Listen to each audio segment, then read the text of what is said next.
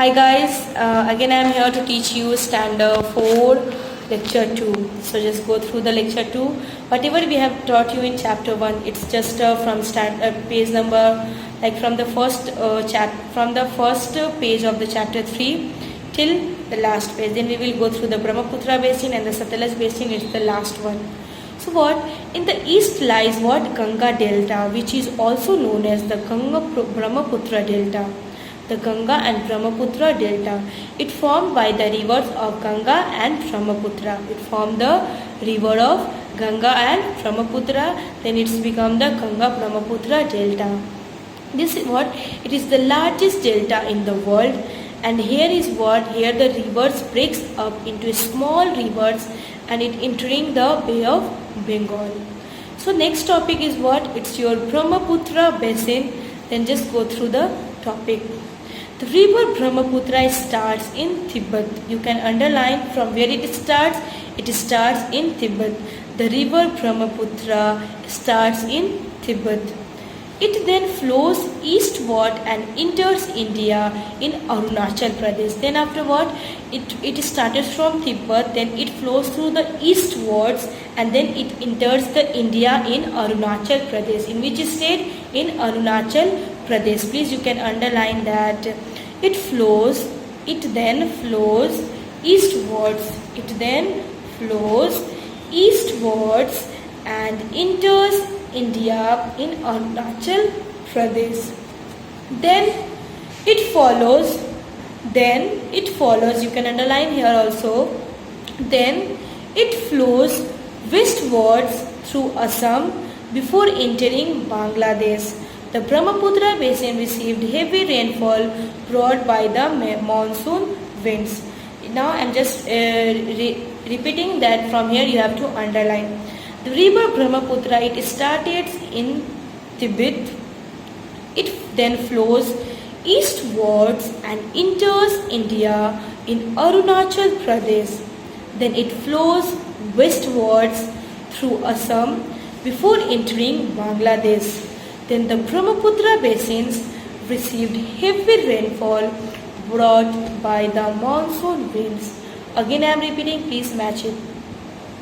The river Brahmaputra started in the Tibet. First it flows to the eastwards and enter the India in the state of Arunachal Pradesh. Then again it flows towards the Assam before entering the Bangladesh. And then what? The Brahmaputra basins received heavy rainfall by the monsoon winds. Sometimes the heavy rainfall floods the river and its surrounded areas, but the silt of fertile soil produce heavy flooding is excellent for crops like jute, rice, which are grown widely in this area. So in Brahmaputra, especially many rainfalls, heavy rainfalls are there. In fact, the flood is also came due to the river, and it goes into what? It goes into the surrounded areas, and which is the flood what? It is very excellent for the crops, to grow crops like jute, rice, which is what? Which is grown in very wide areas. Next is what? The Satluj basin. The river Satluj and its tributaries flow through the state of Punjab and Haryana. You can underline from the river. The river Satluj and its tributary flow through the states of Punjab and Haryana. This region does not receive much rainfall. Hence the farmers depend on canals, rivers and dams for water. For water, the farmers what? It depends on the canals, rivers and dams. The famous Bhangra Nangal Dam has been built on the Satluj to provide electricity and water for irrigation. Underline from there the famous Bhangra Nangal Dam. It is the dam name which is in the Satluj, and it provides what? Electricity and water for the irrigation. The Indira Gandhi Canal, which starts from the Satluj, provide water to dry areas of Rajasthan. You can this also underline. The Indira Gandhi Canal, it's a canal which it started from the Satluj, and it gives water to the dry areas of Rajasthan. It gives the dry areas of Rajasthan. Next is what? The main crops grow in these regions. This also you can underline. The main region grows in these regions. Means in Satluj basins are wheat, rice, cotton and sugarcane. Some of the important cities in these regions are Chandigarh, Jalandhar, Patiala, Ludhiana, Ambala and Amritsar. You can underline from here the main. I'm repeating, please match it. The main crops grown in this region are wheat, rice, cotton and sugarcane. Some of the important cities in these regions are Chandigarh, Jalandhar, Patiala, Ludhiana, Ambala and Amritsar. So what? Satluj river is what? It flows through the states of Punjab and Haryana. Here what? We can receive not that much rainfall, but we can receive the water, and we cannot receive that much water. For that the farmers are what? They depends on the rivers, dams and canals.